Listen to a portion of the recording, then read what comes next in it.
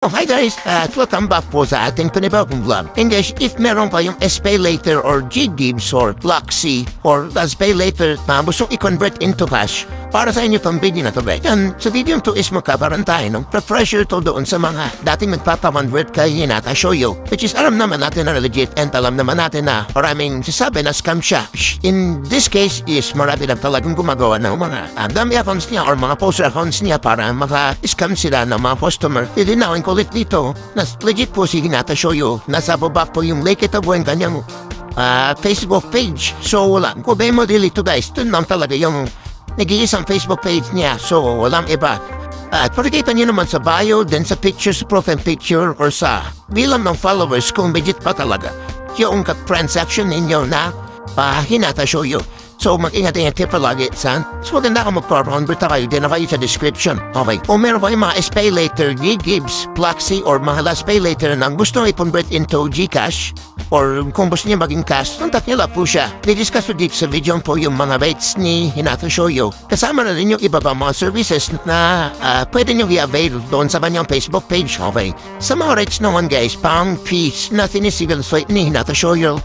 The size pay later is 15% to 18%. Depende sa bigger amount. GGibs to Gcash is 14 to 15% pang bigger amount.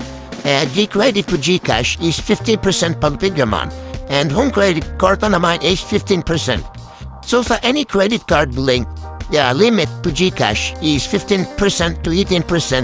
Sa Fluffy credit to Gcash is 15%. At sa SPay Later naman is 30%. Sa load card to Gcash is 25%. Okay. And sa non-transferable naman guys, GrabPay is 15%. And sa auto-make credit limit is 18%. Okay. Para maniwan ay guys na legitimate talaga si Hinata Shoyo. Ito yung paparita ko sa inyo, yung mga screenshots sa ilan sa mga successful transactions kay Hinata Shoyo.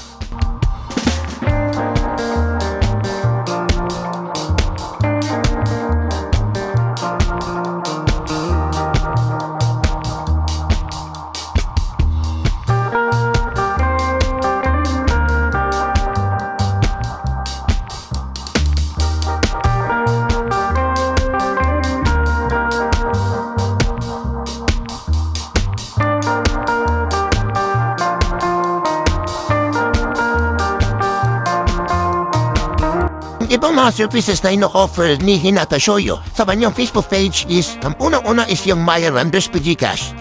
Meron na rin siyang Ready Credit to Gcash, PayPal to Gcash, Skyro Puppet to Gcash, Lalada Wallet to Gcash, Unverified Gcash, Maya Coins PH. Pwede mo siya may convert sa Gcash through yung services niya. Alright, if ever na mascam kayo, 100% sure ako na poster na Hinata Shoyo yung inyong nakausap. Hindi na liable dyan yung legitimate na Hinata Shoyo. At nasabi ko naman na sa whole instruct pa naman sa inyo kung paano mag-contact sa kanya. Okay po, the only way para makausap yung legitimate na Hinata Shoyo is i-click yun ang yung link ng FB page niya dyan sa description para makapang-PM ba sa kanya. Pwede mo siyang green sa may contact doon sa kanyang backup Facebook account. Meron din siyang contact number and email address na ilalagay ko dyan sa description. So ilalagay ko na dyan sa description yung lahat ng contact details ni Hinata Shoyo para sure na yung makakausap nyo if yung legitimate na account. Okay. So, again, inulit ko para hindi po kayo ma-scam.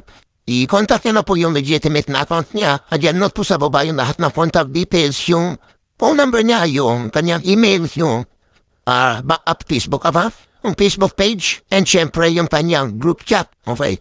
Andiyan na po lahat sa baba. Lalagay ko na po. Mayroon na ma-enjoy nyo yung mga services ni Hinata Shoyo. Sobrang convenient talaga guys. Kahit ako mismo, maganda yung maging experience ko sa pagpapakonvert sa kanya sa mga mobile banking ko and sa mga e-wallets ko. Thank you for watching guys. See you again sa next video. Thanks.